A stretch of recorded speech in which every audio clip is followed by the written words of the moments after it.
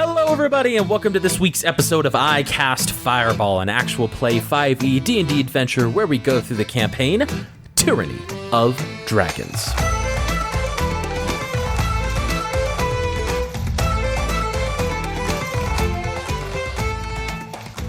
I'm Thomas, your DM for this adventure, and around the table we have... Malamara. Lansthalen. And Fleeple. Let's see where we left our adventurers last, shall we? Our adventurers took on a task from Leosin to delve into the depths of Candlekeep into a forgotten portion of the library. After arriving and crossing some pretty treacherous bridges, they came across a creature, if you could call it that. It was a quill, where in order to let them pass, it needed to extract one drop of their blood. Fleeple and Mal, seeing no danger, deposited their blood with the quill, and Lance, instead of giving his blood, offered a tail that gripped his companions, as well as the quill itself. Once they had made it through the entrance, they had come across this vast and surprising entryway into the unvisited portion of the library. And that is where we pick up on this week's episode. So, just to remind our party, you have found yourself truly right past the entrance into this main portion of the library. And there is this railing on the left-hand side, or rather the west. And as you look over the railing, you hear running water, and you see a pool of water as well. But this pool of water is broken up with stone walkways that are crisscrossing across the expanse of the lake below. There is some greenery and shrubbery that seems to be naturally growing amongst this area, and above you, there is a bright daylight spell that has been cast on an orb, which seems to emanate this natural light. And Fleeple, your shades have to go on as a result. I guess I'm gonna have to look awesome and sweet and cool while we're going through this dungeon. In this chamber, are we to the furthermost south? Is that where we entered from? Yeah, so you're just south here, and thank you for bringing that up, Jacob. You have just entered in here, and you're just taking in this area. The most notable thing about this area is the daylight, is the shrubbery below, and this railing, but about 150 feet, if you were to follow this railing and this somewhat winding path, you would see some double doors on the other side of this chamber. And to your right, there's also this natural pathway that seems to wind immediately to your right. So there seems to be three distinct areas you could go. Obviously, the shrubbery located area below. There's the double doors across the chamber, and then there's the winding path to your right, which immediately curves around so you can't quite see further down. Well, Quillum told us that the dragon portion is in the northeast, and the religion is in the northwest. So should we just go straight across through those doors? Northwest on a level, or northwest down that way, as Lance points down the 150-foot drop toward the shrubbery, winding river area? Maybe there's a staircase that goes down. We know at least there is a north on this level, so perhaps we try this level first and see what happens. I agree. Do we want to then just ignore this natural path to our right? Because you said that was the direction the quill gave us toward Bad Dragon Lady. If this is a library, we probably need to go through some doors. I can just send Zaza through and see if there's anything interesting. Do you want me to send Zaza down this little path and then we can go through the doors? Yes. Sounds good. Mal will do a whistle, a return and report whistle for Zaza, and she'll perk up on her shoulders and take off and fly down that natural path as we traverse toward those doors. Yes, and Zaza, being a pseudo-dragon now, sort of nuzzles into your cheek, and as you whistle, perks to attention, flaps its wings, and gives a little chirp, and disappears behind. Do you go into Zaza's vision, or do you just wait for them to return to report? I'll go into the vision. Mal puts her hand on Lance's shoulder as they're walking, so that she can view through Zaza's senses. Not too tight, not too tight. Ow. Great. So, as Zaza weaves in and out of this passageway. It does get darker. And do pseudo-dragons have dark vision? Pseudo-dragons have dark vision to 60 feet.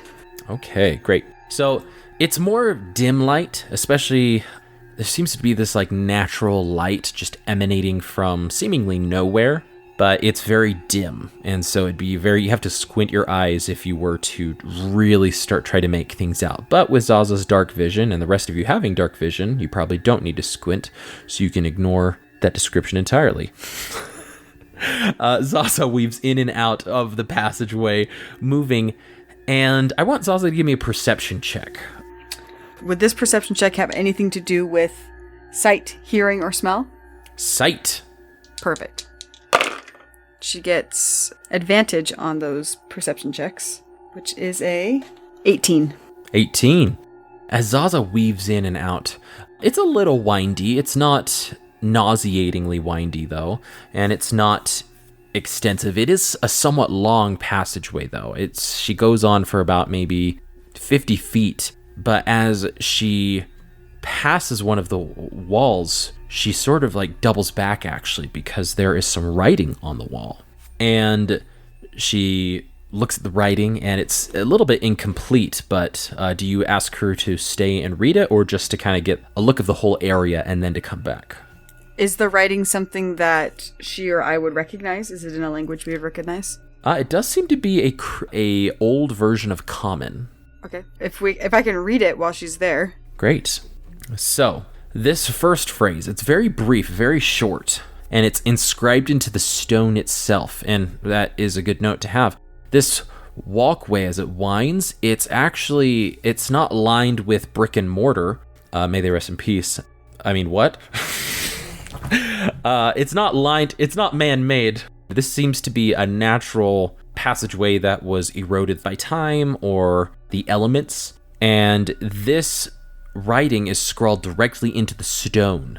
And this first phrase just has 3 words, and these 3 words are "the chilling touch." And Zaza hovers in the air in front of this, waiting for a command. That's all that's written on the wall? In this portion, at least. All right, then I'll have her continue on as I make a mental note of those words.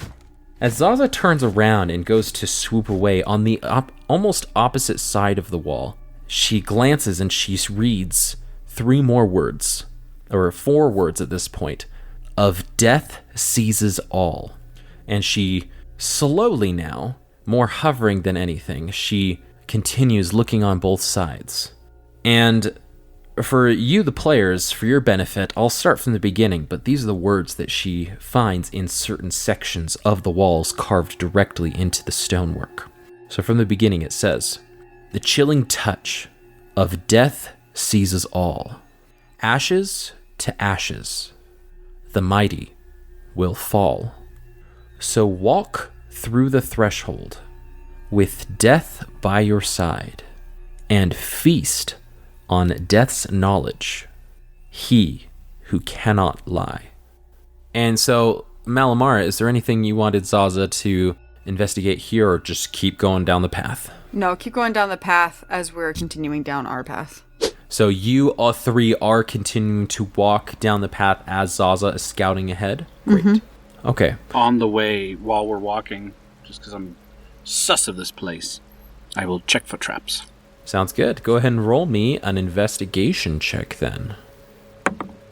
That is a 26. 26. Being the caretaker of Malamara for the time being, as she cannot see, she cannot hear, only through Zaza at the current time being, you are able to take a little bit more time and be a little bit more cautious, and you feel fairly confident that there are no traps directly in front of you. And I will allow that check to continue forward through this corridor until something significant changes, for the sake of brevity. So as the 3 of you are walking through, something that Malamara was not able to share, or maybe wasn't able to glean from Zaza, is that the air in this corridor pretty drastically becomes colder as you leave the warmth of the artificial sun. And these walls, as I mentioned, are barren stone with occasional markings that are brief, and hence the phrase that I shared with all of you. Malamar whispering them underneath her breath, you actually come across these. The chilling touch of death seizes all. As you are following the path of Zaza, this pathway is about maybe 150 feet in length as well, and so you're able to see these reliefs that Mal was describing from Zaza. I am wondering if perhaps Fleeple, with some of his religious knowledge, if maybe this is ringing any bells, or maybe his knowledge of magic. From these words alone, there doesn't seem to be anything that sparks... These seem to be unique. Maybe if there is something coupled, maybe if there's something else that pops up, we could... it might spark a memory, or might spark something with Fleeple's history here. But as of right now, with just these words alone, it doesn't seem to be a prayer. It doesn't seem to be any sort of arcane ritual, necessarily. What a puzzle. As Zaza reads this final portion of this phrase or this sentence, they come to a very short path that leads to an archway with a door immediately behind it. Now, this dirt path and archway is about 10 feet wide with 2 statues on either side of it facing each other. The statues themselves are a deep black onyx and are mirror images of each other. They both are depicted as an animal, and this animal is a raven. They both are in the same stance. They're in the same pose, if you will. And the last thing that sticks out to Zaza are in front of each of the ravens are 2 small urns. One in front of the statue on the right and one in front of the statue on the left. Recognizing that that's kind of a natural ending of this passageway, Mal will send that message to Zaza to return, and then she'll come back into her own senses. And she'll kind of regain her balance, coming back into her own senses, now that they're in a different spot. On the wall in that passage was written a phrase. Was it the phrase, "A chilling touch of death seizes all, ashes to ashes"? Yes, it's on this wall as well. Yeah. Oh, she looks up at the wall. Oh, well, perfect. Well, so there was that. And at the very end of the corridor was 2 black onyx raven statues with some urns. Seems a little spooky down there. I don't think that's quite what we're looking for, but perhaps on our way out. But maybe that has something to do with this whole death prophecy thing, but the only thing down that passageway were those 2 statues at the end. And a door, right? Yeah, so the ravens were underneath an archway with a door immediately behind the archway. So there is a door down there. Maybe that's the raven section. The Edgar Allan Poe section. The whole section on ravens. Yes, it doesn't seem to be a dragon section or a religion section. Agreed. But it does seem to be a completionist section. No. I was literally going to say that. Now, what Ned is thinking is, if we find some dragon stuff, that's going to tie in with Fleeple's backstory. If we find some demon stuff, that's going to tie in with Mal's backstory. Why is there this weird raven death tunnel in this dungeon here? I'm a bird. I've been secretly a bird this whole time. Secretly a bird. Surprise. What's the bird race in D&D? Aarakocra? Oh, you found me out. So all of you, I imagine, have stopped in the hallway. Lance has probably no interest. Jacob has a lot of interest. Mm-hmm. Yeah, I'm over here are there ashes in those urns? Because we got ashes to ashes. I mean, yeah, maybe on the way out we'll, let's go find some dragons and some deities, and we'll. Somehow I feel like the way out is going to be I don't know, this is just my prophecy, is going to be like a Indiana Jones, the rock is rolling and we gotta go. Yeah, well, I mean, that is a good point. Some of us may have stabbed a person in the chest without thinking that would end the storybook that we were in, so... I fully expected it to end the storybook that we were in. All right, so What is the Jank Squad doing? All of like, I kind of imagine all of your characters have like gotten a little slack-jawed and like looked up to the sky as like you three players are having this conversation of like, well, our characters would do this, but what is the Jank Squad doing at this time? I feel like we need to just at least check out every place along the way, because we never know what direction, as that river down there demonstrates, we don't know which direction these paths go. I would at least like to know where that path maybe continues, or if it's just a dead end, so that we can really know kind of that we're not missing maybe a key part. Well, last time we strayed from the path, if you will, we found those peppers that, almost took out a beholder. So I think that might be a great idea to go down the Raven Tunnel. And if we're looking for a spectral dragon, where better to look than a creepy ghost tunnel? I don't think we're looking for the spectral dragon. We're looking for the book. Now, Quilliam said that as long as the ghost dragon doesn't eat you, he's kind of a nice guy, right? Yeah, but who'd eat a quill? All right. All right, let's go back. So, the Jank Squad, all of you set forward to go down the path that Zaza was heading, to really take in the rest of the phrase. And you do see the final reliefs as Zaza or as Mal described, and you do see the remainder of this phrase here, and you come to the archway with the two onyx raven statues, with the urns and the doorway immediately behind or past the archway itself. Malamara, could you detect magic? Mal will blink her eyes a few times and activate her Eldritch Sight. Okay. As you activate your Eldritch Eyes, there's only one thing that is glowing, and it's glowing a dark black. Oh. This archway gives a very strong necromantic energy pulsing off of it. Oh. Mal will relay that to the group. Perfect. So, if we want to walk through the threshold, it has to be with death by our side. So, how do we find him? I'll go for a stroll with death, if we can just figure out where he is. Are the ravens and the ashes on the opposite side of the threshold? So the ravens are in the archway itself. It's like they're built into the archway. But the ashes are in front of the ravens on this side of the archway. So they are accessible to you before you were to pass through the archway. I'm going to examine the urns. Okay. How would you like to examine the urns? I will also be checking for traps along this stuff. Yeah, I'll let Lance do that first, and then I'm going to look at the outside of the urns to see if there's any writing on them, any designs, and then I'm going to open them up and take a peek inside. Excellent. Lance, I'll have you roll an investigation check for traps first. That is going to be 17. 17. As you cautiously walk around this area, knowing that the archway does give a very strong necromantic energy, there does not seem to be any traps in this area. Not on the urns, not on the walls. And you looking at the archway, you can't gauge what trap there would be here, if there would be any. I relay that I don't sense anything. And then Fleeple, you go to examine the urns, right? Yes. If you're going to give the urns a once over, I would say that's probably going to be an investigation check.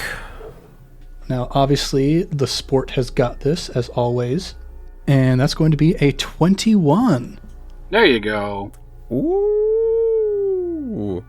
Is Fleeple trained or proficient in Arcana? Fleeple is not proficient in Arcana, unfortunately. Okay. So with your 21, these urns are surprisingly simple. Surprisingly, no etchings in them whatsoever. But they do seem to resemble the same onyx that is reflected in the raven, or rather the raven statues. You try to smell, really being cautious about this, and they just seem to be plain, although extravagant in material, urns. Knock, knock, knock. Anybody inside? As you knock, it's not hollow. Does the lid open? Do you go to touch the lid? Oh! Never a good sign. As you go to touch the lid, and it does seem like it can be removed. Oh, man. The DM is giving me so many chances to back down. I mean, I knocked and nobody was inside, so I am going to kind of duck my head down underneath the lip of the urn and then crack the lid open. So we have a camera shot where it's directly level with the top of the urn. Fleeple's eyes get real big behind it, and as he's about to crack the urn, he drops out of frame with his finger, his little claw going. Nothing happens. Booyah. I'm going to look inside that urn. As you open it all the way and look inside with your big cobalt eye, there seems to be some sort of fine material inside, if you will. Does it look like ash? And it shifts. It does look like shifts? ash. Well, I mean, if he moves it, it shifts. It's not like coming alive. A snake comes out of the ash and bites you. So the question is, whose ashes are these? Seeing that nothing happened with his urn, the phrase ashes to ashes floating around in Mal's head, she will gingerly lift the other lid. Mm-hmm. As you go to lift the lid, nothing happens. You lift the lid and it seems to be undisturbed. Are they both ashy gray, or is there any different color or texture to distinguish the ashes from each other? As you look inside, it does appear to be some sort, it could be ash for sure. And these urns are large enough to where you could reach your hand in if you absolutely want to. Ashes to ashes. I truly am not but ash when it comes down to it. I shall return to Mother Earth when my body goes cold. I'm going to dip my little claws into the ashes and watch them shift, watch the ash shift around my claws. And I'm going to root through there and see if I can find anything in the ashes. Okay. As you slowly and gingerly push your claws into the ash, feeling around. What? Oh no! What? Just getting my dice out. No! Oh, boy. This is a bad idea. I regret everything. I mean, this could... You know what might be at the bottom of this urn? It might be Ned's new bard character. Who knows? Yep, it sure is. And coming on out Sure is is. Felix the Magnificent, the bard. Oh, man. Okay. As you slowly push your claw into the ashes, carefully feeling around, go ahead and roll a perception check. Ooh, you got this sport. That is a 19. There's a surprising amount of ash in this urn. And you're all the way up to your shoulder at this point, mainly because your arms are a little bit shorter than everybody else's. But your fingers touch something. And as you go to grasp it, it seems to be this circular object. I will try to lift it from the ashes. I just imagine, like, it's such a deep urn that, like, Lance is holding Fleeple's feet. Fleeple, like, dangles into it. It's like Princess Bride when he just dives into the sinking sands. Well, it is now. As you slowly pull this object out, I'm going to roll something. Okay. You pull this spherical gem out of the urn. This gem is very small. In fact, you could close your entire claw around it, but as you treat it with care, and as you look at it and hold it in both your claws, both your hands here, it is glowing a very faint, ethereal blue light. And the light inside it shifts and changes. Is Malamara's detect magic still up? Yes. This now pings. I turn to both of my friends and I say, I can't tell you how glad I am that this isn't a box with a worm inside of it. That is progress. That is progress.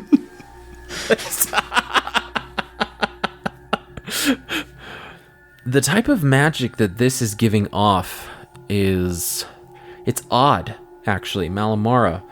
Mal, when you first see it and recognize it, you're like, oh, that is obviously divination oh, wait, it's necromantic magic. No, it's divination, necromantic.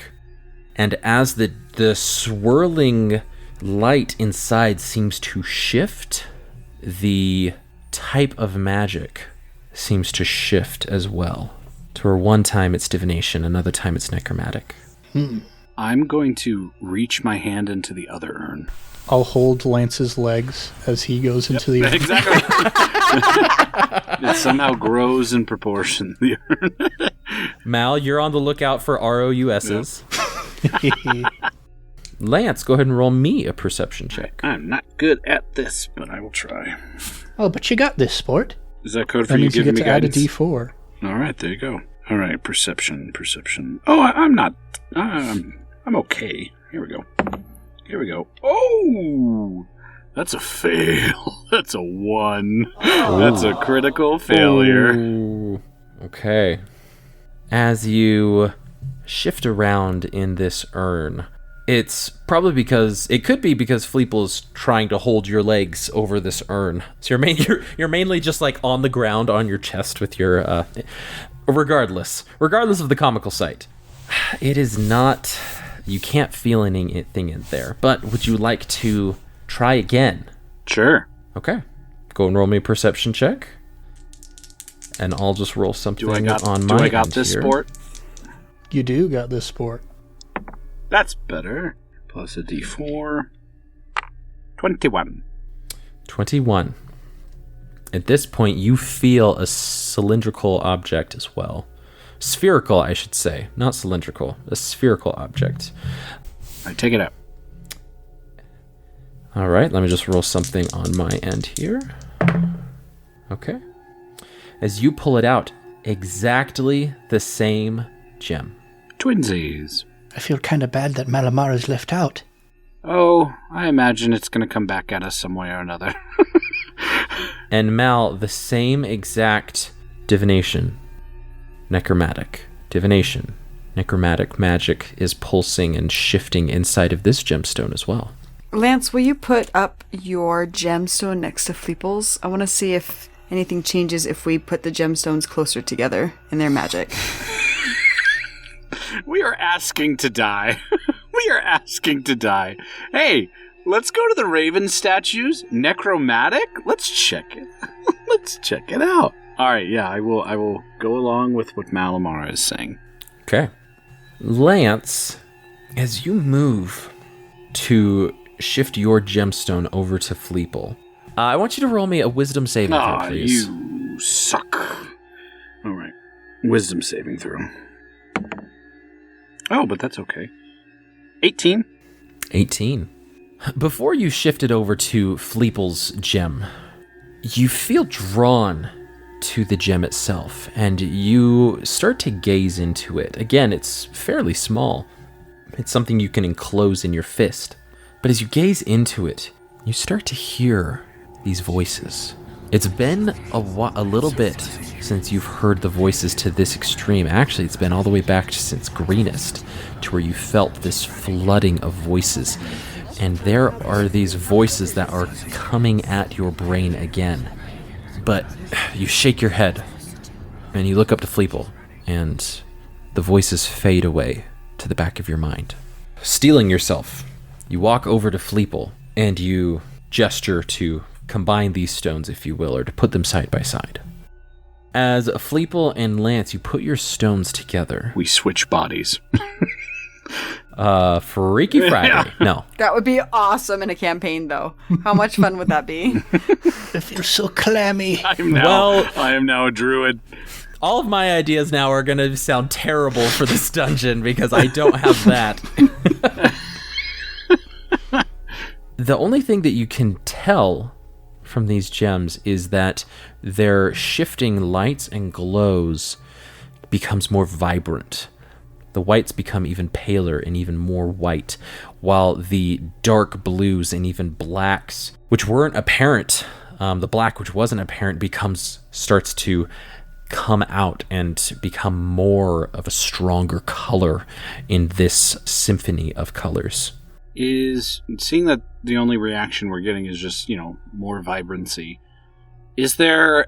Lance wants to look around at the raven statues, at the doorway, and to see, is there like a hold for these things? Like, is there a missing like indentation where these could naturally fit? Okay. For this one, I'll have you roll a perception check, but while this is happening, Fleeple, did you have something you wanted to say? Just thinking like divination, necromancy. Is this going to like help us spy on a lich or something? Is this going to help us find a ghost dragon? Yeah. I didn't hear got this sport, so I'm just going with the roll. 14. 14, sounds good. You glance around and you make sure not to get too close to the archway, but you are sort of looking around and there doesn't seem to be any area that you can put these orbs into, these gemstones. You're looking in the eyes of the ravens and it doesn't look like it. On the reliefs, on the walls, you're feeling around. It doesn't seem like these gems should be have a place that would that seem to be designated for them. This gateway before us, their doors, do they have handles? Yes, they do have handles. They're not the turn ones, they're the push and pull ones. Did Mickey's detect magic, was it explicit that the necromantic magic was coming from the doors themselves or just the archway? The archway specifically is what her eldritch sight was pinging, not the door itself. Fleeple, do you have anything? Just looking back at this poem here. So it's cold in this hallway. We've got a chilling touch. We've got ashes, presumably the ashes of like a mighty person who's fallen. So walking through the threshold with death by our side, do I like pick up one of the urns and jaunt my way through? Maybe, this is Jacob theorizing, maybe death is necromantic, but death is also divination, the future. Is having one of these things going to let us through the doorway? Is this the death by our side? So here's what I'm thinking. Let's give one of these gems to Zaza and have her like go through the doorway there, see what happens. I had the same thought. Mickey was so remorseful at that. She goes, "Oh man, yeah." Well, I don't know. I could try summoning my face spirit, but I don't know if that counts as like a creature necessarily. Yes, that sounds like a good plan, Fleeple. Sacrifice the meaningless member of the party. So, Lance, you're going to go through. Oh, the burns. It's like you've been trained by a demon. It burns so bad. Mickey, take an inspiration die. I thought we were supposed to be experiencing a chilling touch in this hallway. Oh, goodness. Mal will hold out her hand to Lance for the gemstone, and then... Mine? No, okay. I will hand it over. She hands it back to Lance and asks for Fleeple's. I hand over the gemstone. She procures one of the gemstones.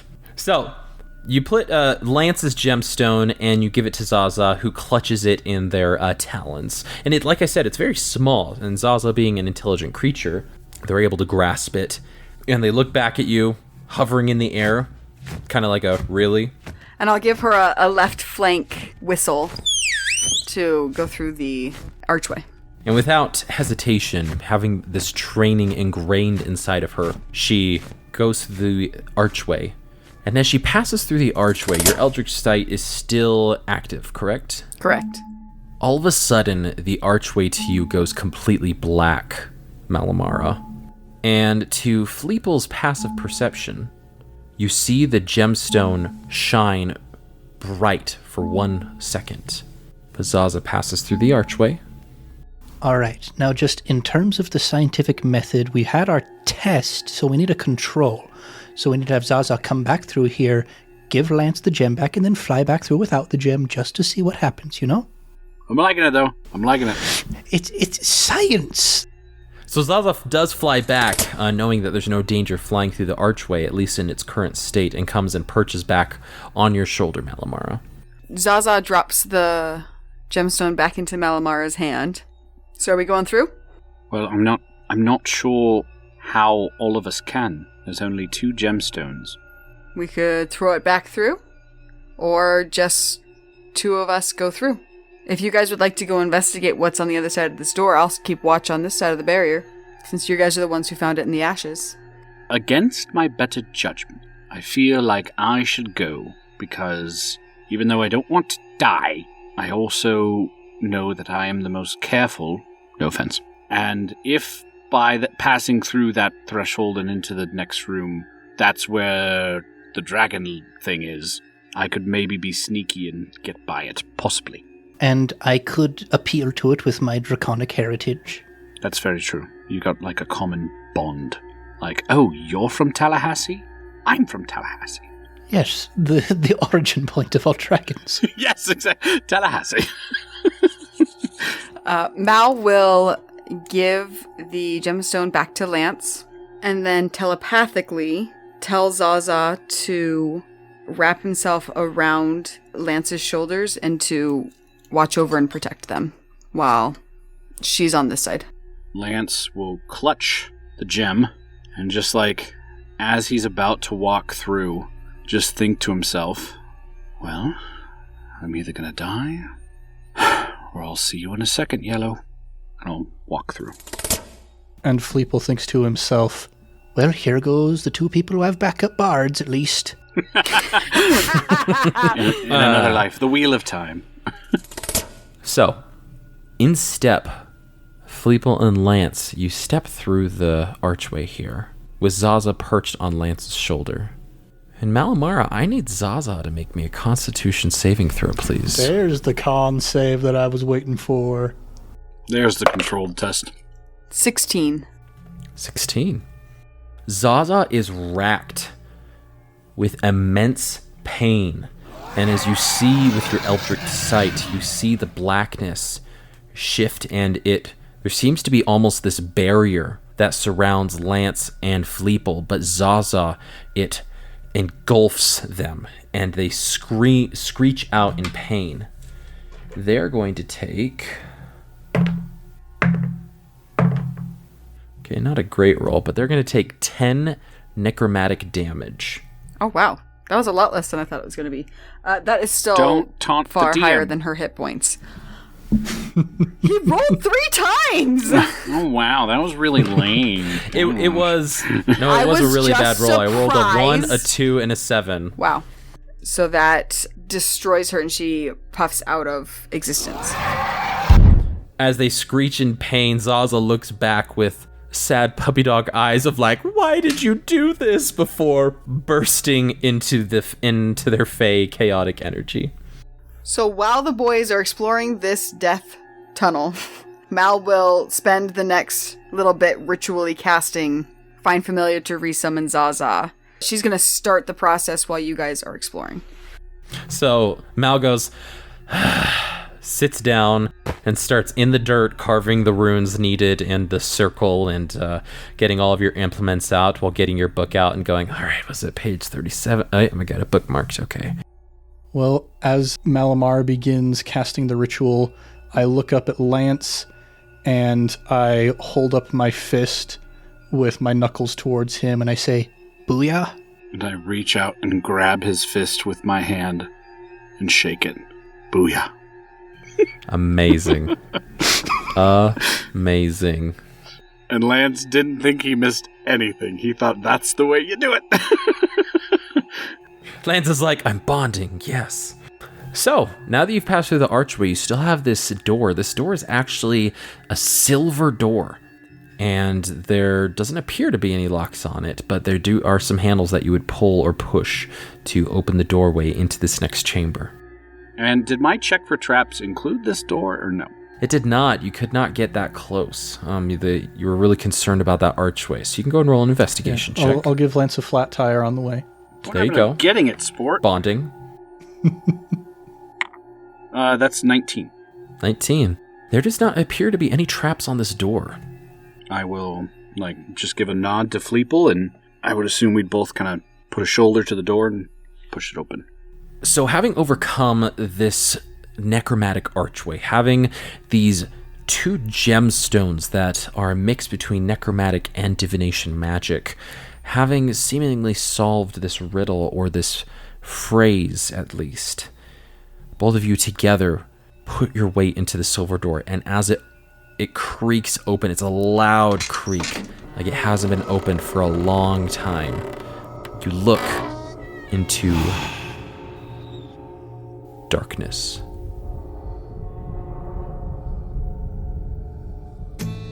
And that's where we're going to end this week's episode of I Cast Fireball.